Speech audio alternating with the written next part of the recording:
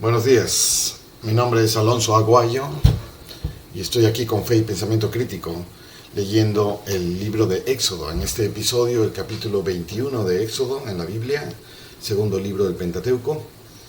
El capítulo 21 que vamos a leer es un libro mediano, es un capítulo mediano, y el contexto que nos ha traído hasta este punto es justamente la publicación oral de los 10 mandamientos. El capítulo 20, el episodio pasado, es uno de los capítulos más mentados, más referidos, como la fuente de los 10 mandamientos. Ahora nosotros en nuestras cabezas, por tradición, por historias pasadas de boca en boca, enlazamos los 10 mandamientos con el evento de las 2 tablas de piedra que baja Moisés del monte. Esto no ocurre aquí ahora, esto va a ocurrir dentro de un tiempo todavía en esta historia. Pero ya ha ocurrido el evento del monte Horeb, la nube espesa bajando, hablando con Dios, la gente escuchando la voz de Dios hablando con Moisés, la gente escuchando y temiendo todos los truenos, las luces, trompetas, temblores que esto causaba, y temieron al grado de decir que Dios no hable con nosotros porque vamos a morir, que hable contigo y tú nos cuentas, Moisés. Y se apartaron un poco. Había el mandato de que nadie toque el monte Horeb a partir de cierto límite, ni animales que iban a ser eliminados aparentemente. Y en esta conversación se dan los 10 estatutos, los 10 mandamientos, en el cual Dios hace insistencia particular en su celo de que no adoremos otros dioses, otras imágenes. No harás nada que represente alabanza de tu parte. Jehová es tu única fuente de alabanza. Ahora, esto parece engreído y exigente de parte de un Dios narcisista, pareciera. Pero hemos analizado en el capítulo anterior que a Él no le hacemos nada, ni alabándolo, ni odiándolo, ni siendo bueno, ni siendo malo, ni dedicándome a Él, ni no dedicándome a Él, ni huyendo, ni creyendo, ni no creyendo, ni haciendo convenio, nada. No le hago nada a Él. Soy yo el que lo necesita. Soy yo. Por lo que a mí me hace bien, me ordena, me encausa en un sendero de consecuencias positivas para mí mismo y evoluciona mi propio interior para mi propio provecho. Y Dios, al ser Padre, entiendo que se alegra por mi buena iniciativa. Tal vez lo único que puedo darle es que se alegre, pero que le beneficie en algún grado. Soy yo el que me beneficio con los mandamientos. Hablamos del ejemplo de la cometa y la cuerda que la contiene, cuando en realidad es la cuerda que la contiene aquella que le permite volar. Sin cuerda, la cometa se cae. Con cuerda, gracias a la cuerda y las restricciones y los límites y la disciplina y la prudencia en tu elevarte, es que te mantienes en vuelo. En fin. Eso habíamos hablado en la clase anterior. Incluso habla del altar, que será simple, sencillo, de tierra y o piedras. Nada grandioso, nada labrado, nada ornamentado, nada elevado. Es solo simple. Lo importante es el sacrificio, el holocausto que ofreces ahí, que luego va a transformarse en una simbología de espiritualidad personal, ¿no es cierto? Muy bien. Entonces ese fue el capítulo 20, importante capítulo. Ahora continuamos con la historia y vamos a hablar de este evento. De una o de otra manera se va a hablar de este evento hasta Éxodo 40, que acaba el libro. Y vamos a hablar de este evento y explicaciones más específicas de las reglas y significado de las reglas y movimientos de la gente respecto a estas reglas, por todo Levítico, Números, Deuteronomio, que son los 3 siguientes libros de este mismo Pentateuco que escribió Moisés. Y después de Moisés viene Josué, su gran asistente, el que peleó la guerra contra Amalek y los amalecitas, la primera guerra hace un par de capítulos. Y viene la historia de Josué, y después de los jueces, y después de los reyes, y después de David, y después de Salomón, y vienen los salmos, y vienen proverbios, y vienen otra serie de profetas. Isaías, Elías, Eliseo, Zacarías, Jeremías y otros más hasta el mismísimo Malaquías. Van a pasar 1500 años de historia, de acá hasta Jesús. todo el Antiguo Testamento. Y todo ronda en torno a estos mandamientos y los estatutos más específicos que de ahí se forman, ¿no es cierto? Muy bien. Entonces va tomando forma el Antiguo Testamento. De pronto tenía una forma, y es la historia de un pueblo, el primogénito pueblo de Dios, el primer pueblo adoptado por Dios como su hijo a cuidar. Y este hijo terco y rebelde hace cosas que a veces merecen castigo y a veces merecen bendición. Y esa es la historia de la Biblia, la historia de este pueblo. No significa que no haya otros pueblos, no significa que no haya importancia en las historias de otros pueblos. Simplemente este libro es la historia de este pueblo. Y este Dios poderoso, que enfrentado a cualquier tradición, creencia o dioses ajenos, nunca ha dejado de salir victorioso. Muy bien, capítulo 21. Y estos son los estatutos que les propondrás. ¿Quién está hablando? ¿Quién está hablando? A ver, está continuando del 20, ¿no es cierto? Altar de tierra harás para mí, está hablando Jehová. Y si me haces altar de piedras, no la labres. Si le metes herramienta, la profanarás. Y no subirás por gradas a mi altar. Muy bien, entonces está hablando Jehová. Y continúa acá. Y estos son los estatutos que les propondrás tú, Moisés, al pueblo. ¿Ok? Si compras siervo hebreo, esto es un esclavo, 6 años servirá, mas al séptimo saldrá libre, de balde. De balde. ¿Qué significa esa expresión? Me suena mexicana. A ver qué dice en inglés. If thou buy a Hebrew servant, si tú compras un siervo hebreo, 6 years he shall serve, 6 años servirá, 2 puntos, and in the 7th he shall go out free for nothing. Oh, ok. Entonces en el séptimo año él será liberado por nada. O sea, no tendrá que comprar su libertad, no tendrás que pagar por ello, cobrar por ello, nada. Por nada, gratis. Eso es lo que está diciendo. Qué rara traducción al español, de balde. Eso no me parece español en cuanto a castellano, me parece más localizado. Me suena mexicano, pero no sé si esa expresión es realmente mexicana. En fin. Gratis. ¿Ok? Entonces un esclavo podía ser esclavo por 6 años. El séptimo año salía libre. Si era un hebreo. Interesante regla. Si entró solo, solo saldrá. Y si tenía esposa, saldrá él y su esposa con él. Habla de las transacciones de los esclavos. Si compras un hebreo como siervo esclavo, va a ser tuyo por 6 años. El séptimo sale libre. Por nada, gratis. Es como una prisión, como una condena, como un merecimiento. ¿Por qué compras y vendes siervos hebreos? Si su amo le ha dado esposa y ella le ha dado a luz hijos o hijas, la esposa y sus hijos serán de su amo y él saldrá solo. Oh, wow. Si el amo le ha dado esposa y han tenido hijos, la esposa y los hijos siguen siendo del amo. Y en la libertad del que ya tuvo 7 años, se va solo. Y si el siervo dice, yo amo a mi señor y a mi esposa y a mis hijos, no saldré libre, entonces su amo le llevará ante los jueces y le acercará a la puerta o al poste. Y su amo le horadará la oreja con lesna y será su siervo para siempre. Qué interesante. ¿Qué es lesna? O sea, un punzón. Le hará un piercing, ¿no? Un hoyo en la oreja. No sé si chiquito o grande. No sé si le cuelga algo, un distintivo, un arete de que ahora es esclavo para siempre. Y será su siervo para siempre. Lo llevará ante los jueces. Es como decir la atestiguación, la certificación oficial, ¿cómo lo llaman? Se me va. Al notario, ¿no? Al notario que establece la legalidad de una transacción. Si es que el esclavo quiere permanecer esclavo. Yo lo amo a mi señor, a mi amo.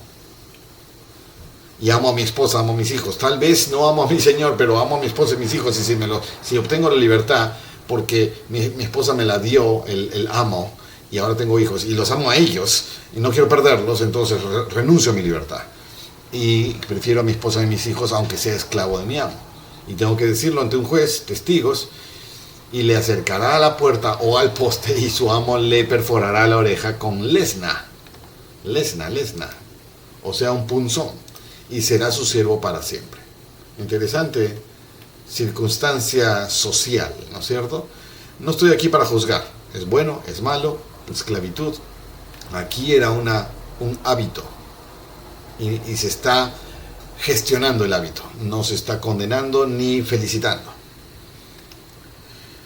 Y cuando alguno venda a su hija como sierva, ella no saldrá como suelen salir los siervos. Cuando alguno venda a su hija. ¿Por qué se dan estas cosas?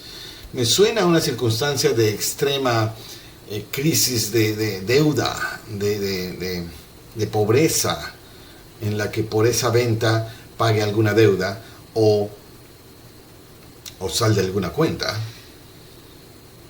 o reciba algún beneficio. Pero vender a su hija, qué cavernícolas, ¿no es cierto? Si ella no agrada a su señor, ¿para qué la compra entonces?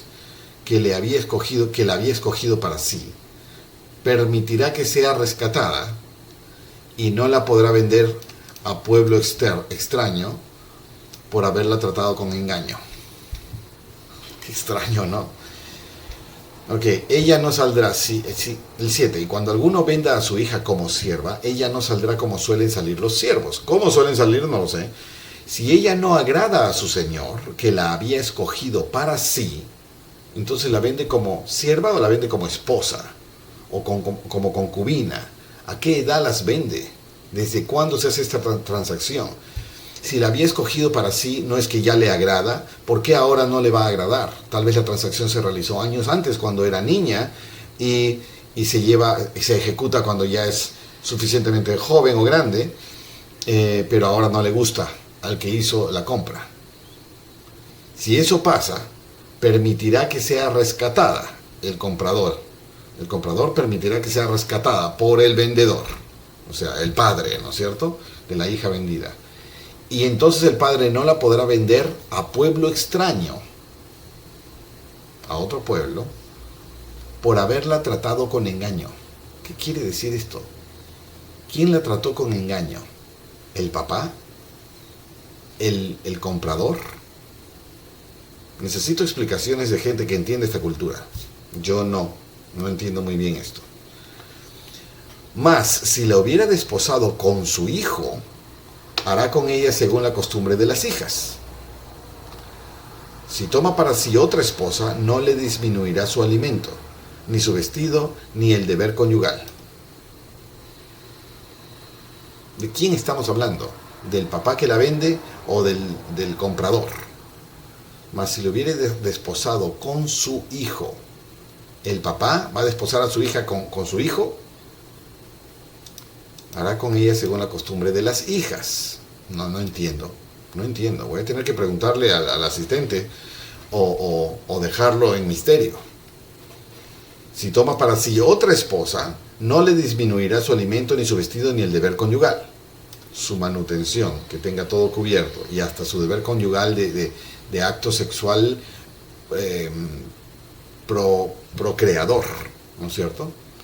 Y si no hace ninguna de estas tres cosas, ella saldrá de gracia sin pagar dinero.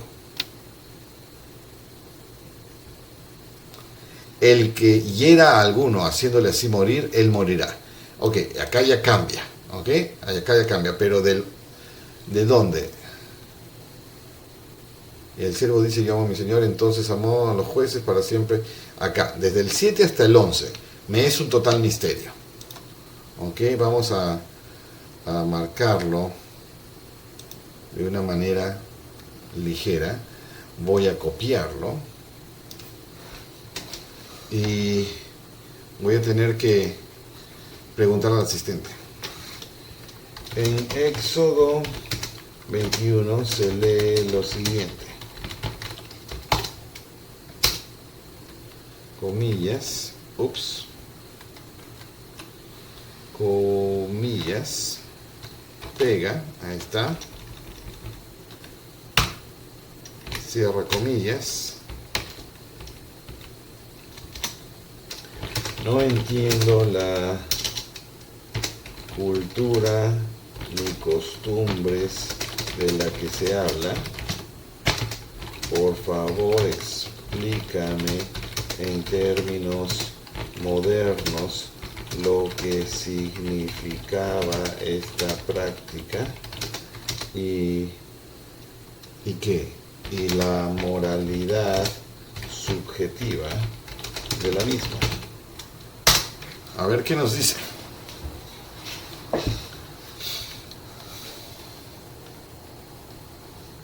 Está examinando prácticas culturales, analizando el contexto, revisando derechos, mira esto, compromiso, contexto histórico-cultural, explicación de los versículos, interpretación en términos modernos, moralidad subjetiva, conclusión. Wow. Éxodo 21 del 7 al 11, ¿no es cierto? Del 7 al 11, Éxodo 21. A ver, leemos, esto alarga las cosas, pero me interesa entender el contexto. Se establecen leyes que regulaban la práctica de vender a una hija como sierva en la antigua sociedad israelita. Para comprender este pasaje es crucial situarse en el contexto histórico y cultural de la época. Contexto histórico y cultural. Economía y sociedad. En tiempos antiguos, las familias podían enfrentar situaciones de extrema pobreza. Vender a una hija como sierva era, en algunos casos, una manera de asegurar su sustento y futuro, especialmente cuando no podían proporcionarle una dote para el matrimonio. Una dote es una herencia, una porción. No podemos, no tenemos nada, entonces la vendo como sierva. Y ella tiene que estar de acuerdo, ¿no es cierto? Aunque le dé tristeza, pero era una transacción acostumbrada.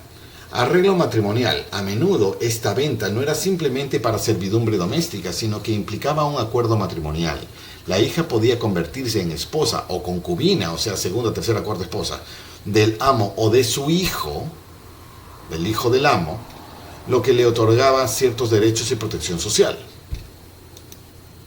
Ok, entonces, cuando habla de que al hijo, no es al hijo del vendedor, sino al hijo del comprador.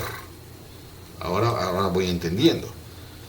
Esposa o concubina del amo o de su hijo, del amo, ¿no es cierto? Ahora tiene más sentido esta parte de, más si hubiese desposado con su hijo del amo, hará con ella según la costumbre de las hijas.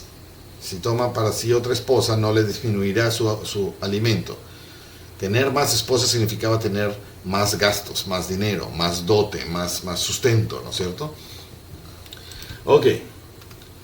Era una forma de asegurar el futuro de las hijas que no tenían la fuerza para poder producir la tierra o ser soldados en el ejército o ganarse la vida con sus manos, como los hombres.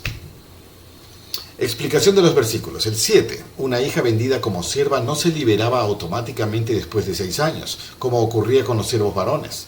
Esto se debía a que su estatus estaba ligado a posibles acuerdos matrimoniales. Era para siempre. Versículo 8. Si el amo no estaba satisfecho con ella y no la tomaba como esposa, no estaba satisfecho como sierva y tampoco la tomaba como esposa, debía permitir que su familia la redimiera. Redimir, ¿te acuerdas lo que significaba? Rescatar por precio. No podía venderla a extranjeros, protegiéndola de ser explotada fuera de su comunidad. Entonces no era que no podía, sino no debía. Obviamente es una regla, entonces no puede, pero era para la protección de ella misma. Tiene más sentido. Versículo 9. Si el amo la destinaba para su hijo, el amo para el hijo del amo, debía tratarla como a una hija, asegurando que recibiera el mismo respeto y trato que las demás hijas. Era para la protección, ¿no es cierto? Ahora de pronto algo tan salvaje se ve medio dulce. Versículo 10. Si el amo tomaba otra esposa, no podía disminuir los derechos en la primera en cuanto a alimento, vestimenta y atención conyugal. Esto garantizaba que sus necesidades básicas y derechos matrimoniales fueran respetados, otra vez para su protección. No es muy diferente a nuestra sociedad actual. La única diferencia aquí es que en la transacción original, en el inicio de la transacción, hay dinero. Entonces, lo transaccionado parece ser un objeto pero no, es la hija, o el hijo, o el pariente, o alguien, el siervo, y como siervo, y si es así, solo puede ser siervo por 6 años el varón, pero la mujer depende si la toma como esposa o no, si para el amo o para el hijo, y las atenciones y derechos que esa hija debe tener asegurada. Entonces, en casos de extrema pobreza, era una alternativa el vender a la hija. Tal vez con un buen hombre. La única diferencia es la venta, el acto de vender, ¿no es cierto? Pero acá hay cuidados y compromisos y derechos y obligaciones. Versículo 11. Si el amo no cumplía con estas obligaciones, la mujer tenía derecho de quedar en libertad sin pagar nada, protegiendo su bienestar y dignidad. No está mal. No estoy proponiendo advocando, ¿se dice advocando? No estoy apoyando necesariamente estas ideas, pero es mucho más entendible, humano, que lo que parecía con el simple telegrama que dicen las escrituras, ¿no es cierto? La interpretación en términos modernos. En el contexto actual esta práctica puede resultar difícil de comprender o aceptar. Sin embargo, en aquella época estas leyes buscaban ofrecer protección y derecho a mujeres que de otro modo podrían haber estado en situaciones más vulnerables. Era una sociedad patriarcal donde las opciones para las mujeres eran limitadas, tal como mencioné hace un rato, y estas regulaciones intentaban asegurar que no fueran maltratadas o desamparadas. Interesante. La moralidad subjetiva, desde una perspectiva moderna, crítica. La idea de vender a una hija es moralmente inaceptable hoy en día. Va en contra de los derechos humanos y la autonomía individual y refleja prácticas de cosificación y desigualdad de género. Perfecto, lo que estábamos interpretando. Pero la comprensión histórica, aunque no justifica la práctica, entender el contexto histórico permite ver que estas leyes intentaban mitigar abusos y ofrecer cierta protección en un entorno donde las normas sociales eran muy diferentes. No podemos juzgar algo antiguo en base a las reglas modernas. No encaja, no se puede. Por más que quiera y me nazca, no se puede. Porque hace tan solo 80 años era ok matar judíos. Era legal matar judíos. Así que lo legal, lo ok socialmente aceptado, no lo hace bueno. ¿Ok? Bueno y malo es absoluto en un contexto mucho más macro, de daño y beneficio. Trato igualitario entre todos los afectados. Pero legal, aceptado, culturalmente aceptado o culturalmente rechazado, esos son modas que van y vienen según la tendencia ideológica de la sociedad de aquel momento. ¿Ok? Entonces no podemos juzgar, porque tal vez yo en esa época hubiera hecho eso que hoy día condeno. Tal vez. Evolución moral. La moralidad es, en parte, un constructo social. La moralidad, ¿okay? Ese concepto de bueno o malo, el concepto de bueno o malo, en parte, un constructo social que evoluciona con el tiempo. Lo que era socialmente aceptable en una época puede no serlo en otra. Me está robando las palabras, justamente lo que yo había dicho. Este pasaje refleja las normas y valores de una sociedad antigua que ha cambiado significativamente hasta nuestros días. Perfecto, estamos conociendo antropológicamente las formas aceptadas de una sociedad antigua. ¿Ok? Conclusión. Este pasaje bíblico muestra cómo se regulaban ciertas prácticas en la antigua Israel para proteger a individuos en situaciones vulnerables, dentro de las limitaciones de su contexto histórico. Al analizarlo, es importante reconocer las diferencias culturales y morales entre aquella época y la actualidad, entendiendo que las normas sociales han evolucionado para promover mayor igualdad y respeto por los derechos individuales.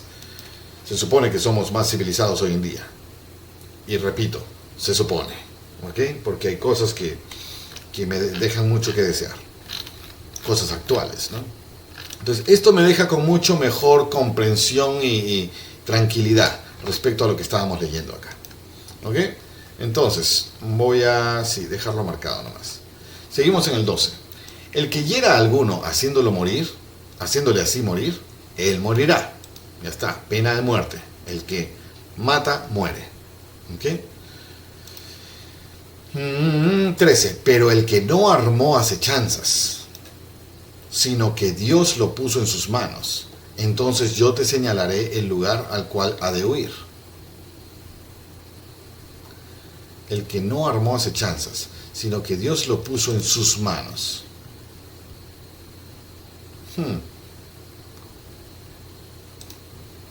Deuteronomio 9, mira, explica todo, 10 versículos explicando esto, este versículo 13. Además, si alguno se enardece contra su prójimo y lo mata con alevosía, de mi altar lo quitarás para que muera. De mi altar lo quitarás. Me suena de la iglesia, del convenio, de la congregación, y morirá. El que mata muere, pero además será excomulgado aparentemente. De mi altar lo quitarás para que muera.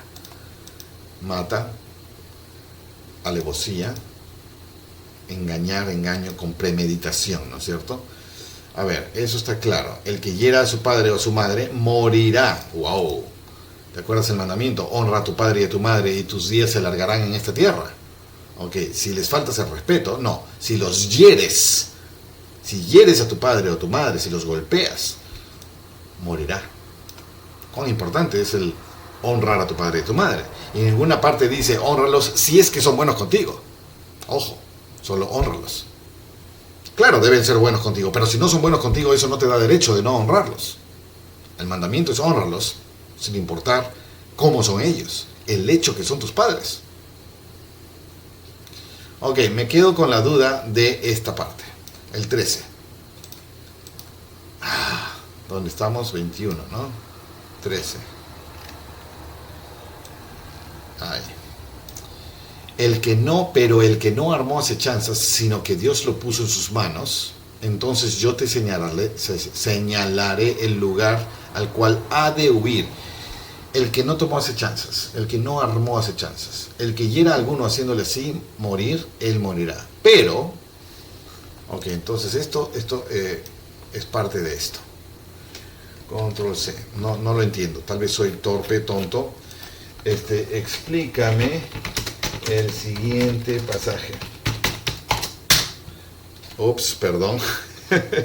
perdón. Finish thinking, ya. Yeah. Explícame el siguiente pasaje. Copy, paste, enter. Vuelvo a copiar esto. Copy, pego acá, paste.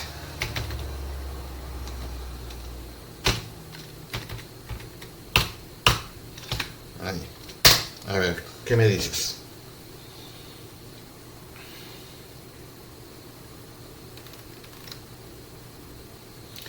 Piercing concepts, fleeing for safety. Conceptualizando justicia, distinguiendo y proporcionando, regulando la justicia, observando. Ok, todo su pensamiento. Ahora, no está pensando, está leyendo y agarrando fuentes de información, tanto históricas, antropológicas, filosóficas, psicológicas y todo lo que puede para armar un contexto. Mira, tremenda respuesta. Nos vamos a pasar todo el día acá. Estos versículos forman parte de las leyes dadas a los israelitas en el monte Sinaí destinadas a regular la justicia y la convivencia social de la sociedad antigua de Israel. El que hiera a alguno haciéndolo así morir, él morirá. Pena por homicidio intencional. Pena de muerte por asesinato. Estoy de acuerdo. Interpretación. Este versículo establece si una persona causa la muerte de otra manera intencional, el culpable será condenado a muerte. Esta aplicación directa al principio de justicia retributiva, conocida como ojo por ojo. Lógico. Contexto legal. En la ley mosaica, el asesinato premeditado era considerado un delito grave que merecía la pena capital. Este mandato buscaba preservar la santidad de la vida humana y disuadir los actos de violencia. Muy bien. Hay muchos países en la actualidad que también la tienen presente. Versículo 13. Pero el que no armó acechanza, sino que Dios lo puso en sus manos, entonces yo te señalaré el lugar al cual ha de huir. Ahí no entiendo. Interpretación. Aquí se hace una distinción entre el homicidio intencional y el accidental. Mas el que no armó acechanzas, no trató de, sino que Dios lo puso en sus manos. ¡Uy! Se murió. No sé. Entonces yo te señalaré el lugar al cual ha de huir. ¿Quién? No el muerto, sino tú. ¿Ok? Si alguien mata a otra persona sin premeditación o intención maliciosa, se considerará un acto no intencional. Dios lo puso en sus manos. Esa frase indica que el incidente ocurrió por circunstancias fortuitas o accidentales, más allá del control humano. Estaba conduciendo y se cruzó alguien en la mitad de la noche, borracho, qué sé yo, y ¡pum! Lo mato, y se muere. He matado. Es un asesinato, pero no hay alevosía, ¿no es cierto? Entonces, circunstancia fortuita o accidental. Lugar de refugio. Dios promete señalar un lugar al cual el homicida accidental puede huir. Es como un destierro. Esto se refiere a las ciudades de refugio que se establecieron más adelante. ¿Cuántos asesinos fortuitos hay? Véase en Números 35, 9 al 15 y Deuteronomio 9 19 del 1 al 13. Va a hablarse de las ciudades de refugio para las personas que pueden huir cuando han matado a alguien accidentalmente. Estas ciudades ofrecían protección temporal al responsable hasta que se llevara a cabo un juicio justo. Interesante. Protección temporal. Es como, sí, libertad condicional, no, prisión preventiva o qué. Interesante. Ahora lo entiendo mejor. Ahora sigue explicando muchas cosas acá, no sé si queremos leer todo esto. Contexto histórico-cultural, venganza de sangre, justicia equitativa. En las culturas antiguas la venganza de sangre era común que los familiares de una víctima buscaran venganza contra el perpetrador, conocido como el vengador de la sangre. Sin una distinción legal entre homicidio intencional y accidental, eso podía conducir a ciclos de violencia, claro. Mataste a mi hermano. Sí, pero estaba borracho y se me cruzó a media de la noche en la media de la pista. No fue mi intención, pero lo mataste, ahora te voy a matar por eso. Las venganzas, ¿no es cierto? Sin un contexto de si fue a propósito o no. Justicia equitativa. Estas leyes buscaban establecer un sistema de justicia que diferenciara entre crímenes premeditados y accidentes, promoviendo así un trato más justo y evitando venganzas injustificadas. Está claro. La justicia social a veces es linchadora, ¿no es cierto? Principios legales en juego. Intención. La ley reconoce la importancia de la intención al determinar la culpabilidad y la pena correspondiente. La importancia de la intención. La ley la reconoce. La protección legal. Al proporcionar un lugar de refugio se asegura que el homicida accidental tenga la oportunidad de un juicio justo sin ser víctima de una venganza inmediata por los seres queridos, por las víctimas, por los afectados. Es como prisión preventiva o protección de testigos, una cosa así. Responsabilidad comunitaria. Estas normas implican que la comunidad tiene la responsabilidad de aplicar justicia y misericordia según corresponda. Responsabilidad comunitaria. O sea, si sí fue premeditado, morirá, dice, pero por juicio y evidencias y corte y veredicto, o por linchamiento social. Igual va a morir, porque está demostrado, es sabido y visto que fue con premeditación y alevosía. Porque acá dice que la comunidad tiene la responsabilidad de aplicar justicia y misericordia, según corresponda. Interesante. Los primeros registros de una sociedad organizada, ¿no es cierto? Y se está dando esta organización social a un grupo que ha sido esclavo por 400 años. Que no saben nada más que recibir golpe e instrucciones y mandatos. Es todo. Ahora hay que organizarlos. ¿Cómo van a vivir? ¿Cómo van a coexistir? ¿Cómo se van a manejar los problemas? La justicia, la misericordia, los juicios, las evidencias, las protecciones, etc. La pobreza. Aplicación en términos modernos. El sistema legal actual, hoy en día los sistemas legales distinguen entre diferentes grados de homicidio, en primer grado, en segundo grado, ¿no es cierto? Como asesinato, homicidio voluntario y homicidio negligente, basándose en la intención y las circunstancias. Derecho a juicio justo, el concepto de proporcionar un refugio temporal refleja el principio moderno de presunción de inocencia. Todos son inocentes hasta que se demuestre lo contrario. La justicia mundial de hoy en día parece ser al revés. Todos son culpables hasta que se demuestre lo contrario. Pero en fin. Y el derecho a un juicio justo antes de la imposición de una pena. Se supone, en la letra de nuestra Constitución, se supone que así son nuestros derechos actualmente también. Reflexión moral. Valor de la vida humana. Ambos versículos subrayan la importancia de la vida humana y la gravedad de tomarla, ya sea intencionalmente o por accidente. Equilibrio entre justicia y misericordia. La ley busca equilibrar la justicia castigando el homicidio intencional y la misericordia protegiendo el homicidio accidental, mostrando una comprensión matizada de la moralidad y la ética. Está bonito. Conclusión, este pasaje establece principios legales fundamentales que buscan mantener el orden social y proteger tanto a las víctimas como a los acusados del antiguo Israel. Al distinguir entre homicidio intencional y accidental y al proporcionar mecanismos para un juicio justo, estas leyes reflejan un sistema legal avanzado para su época, enfocado en la justicia y la compasión. Para un pueblo que ha sido esclavo, programadamente esclavo, por 16 generaciones. 400 años. Entonces, esto es importante. Es el primer bosquejo, lienzo, pincelada de una sociedad organizada. Y esto es bastante avanzado para venir de ellos propiamente.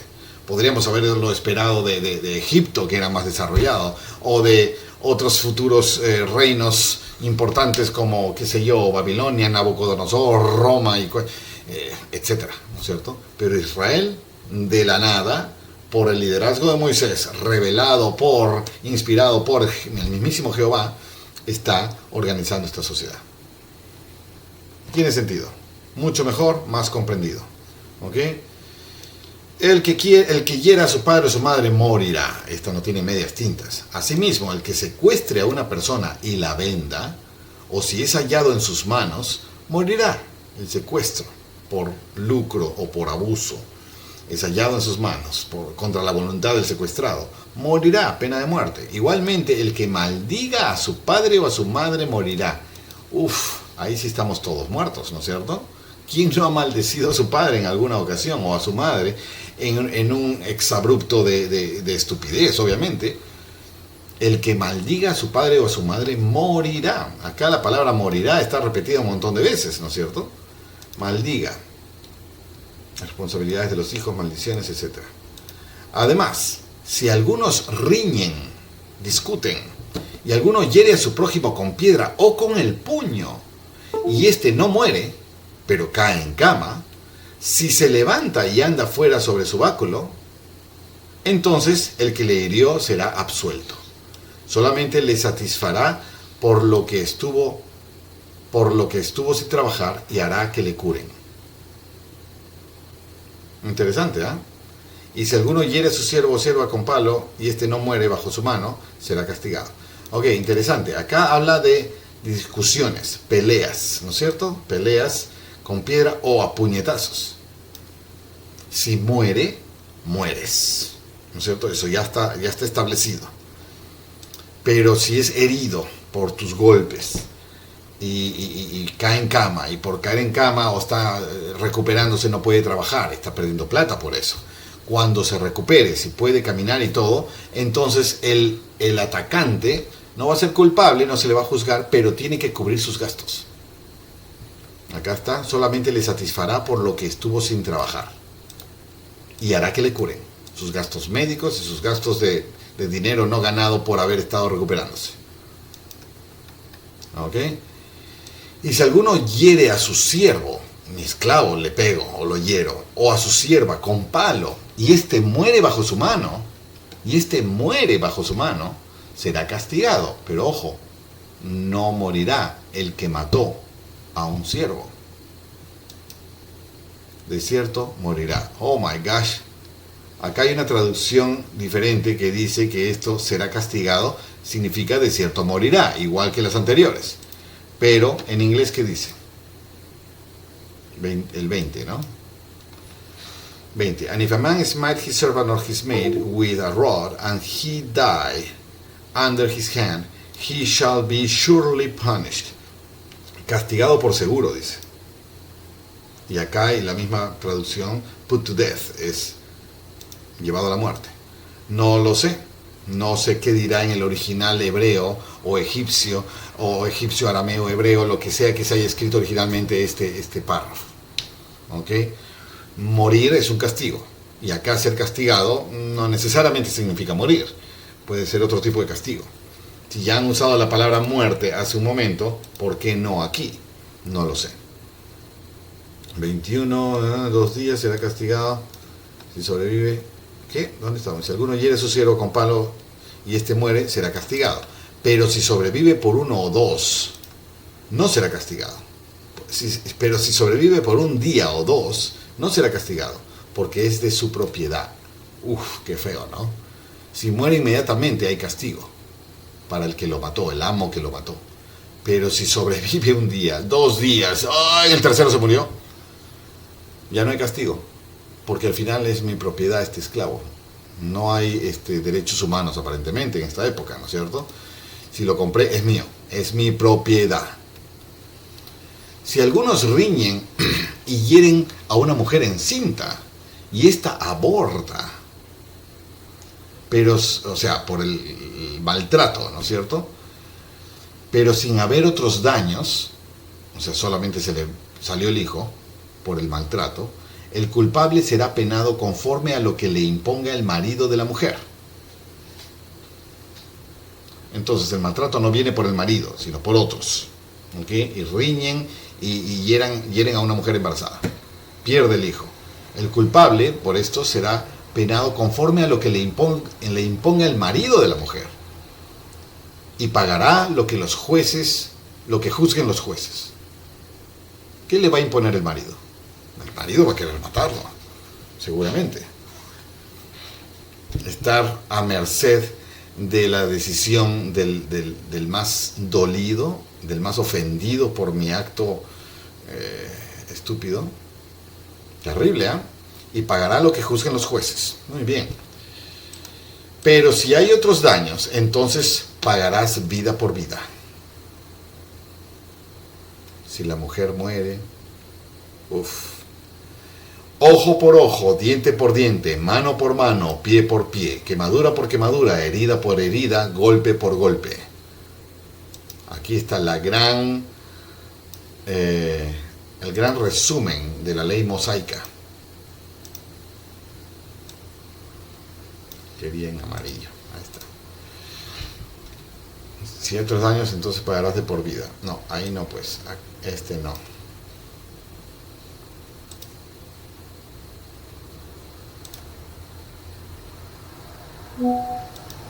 No sé cómo eliminar la marca. Copiar, buscar, definir, eliminar, resultados múltiples. Resultado, eliminar, pum. ¿Y esto qué es? Bueno, no puedo eliminar los versículos. Ya no importa. Ojo por ojo, diente por diente, mano por mano, pie por pie, quemadura por quemadura, herida por herida, golpe por golpe. Y si alguno hiere el ojo de su siervo o el ojo de su sierva y queda tuerto, le dará libertad por razón de su ojo. Muy específico, ¿no es cierto? Si mi golpe le hizo perder el ojo a mi esclavo, ahora mi esclavo puede ir libre. Tengo que soltarlo. Por razón de su ojo. Y si hace saltar un diente de su siervo o un diente de su sierva, por su diente le dejará ir libre también. Un golpe, ¿no es cierto? ¿Qué específico tienes que ser con la gente que no sabe nada, no sabe gobernarse de ninguna manera? Y si no dices todas las cosas, alguna forma van a encontrar de decir, aquí no dicen qué debo hacer, así que hago lo que me da la gana. Hay que decirles todo, como a niño tonto que no sabe pensar por sí mismo, hay que ponerle todas las reglas, y muévete para acá, y no te muevas para allá, y ponte esto, y sal acá, y di esto, y vístete así, y mira así, y en cada situación. En algún versículo dice, porque no es bueno que el Señor gobierne, os mande en todas las cosas, sino que es mejor que cada persona esté consagrada a una causa justa por su propia iniciativa. Pero esta gente viene de una esclavitud real, esclavitud mental, no saben vivir, no saben formarse, no saben congeniar, ni ser justos, misericordiosos y socialmente ecosostenibles. Así que hay que darles reglas en todas las cosas. Por su diente quedará libre el esclavo si se lo sacas por maltrato. Si un buey acornea a un hombre o a una mujer y como resultado muere, el buey será apedreado y no se comerá su carne. Gran castigo para el buey. Pero el dueño del buey será absuelto. Mi buey mató a alguien. Ahora perdí a mi buey. ¿Qué culpa tengo yo, no es cierto? Y el buey debe ser apedreado y nadie se lo va a comer. Interesante. ¿Sabes a qué me suena todo esto? Me suena a la época, hace un tiempo ya, poco tiempo, en la que el suegro de Moisés vino a verlo y le vio cómo gobernaba el pueblo. Y los juzgaba uno a uno, hacían cola todo el bendito día y todos los días para decirle, me pasó esto. Me pegó tal persona, vendí a mi hija y no la respetan, me rompieron el diente, perdí al hijo, el buey me atropelló. Y todos estos casos, cada persona un caso diferente, 1,5 millones de personas, y conforme pasan los meses, más personas. Y Jetro le dijo, oye, organiza mejor estas cosas, ¿no? Y organizó como ya vimos en ese capítulo. mucho más eficazmente. Y cada subgobernante y subgrupo de esta nueva organización que Moisés hizo según el consejo de su suegro Jetro, tienen que lidiar con estas cosas. Entonces, ¿qué tal si hacemos un libro de leyes, de reglas, de estatutos? Y cada vez que ocurra algo, ya no tenemos que volver a decidir. ¿Y por qué le dijiste así acá cuando le dices otra cosa allá si es lo mismo? Y entramos a la aparente injusticia de mi falibilidad humana. Porque me olvido de cómo reaccioné allá, tengo que reaccionar igual acá, y me olvidé y acá me pareció otra cosa.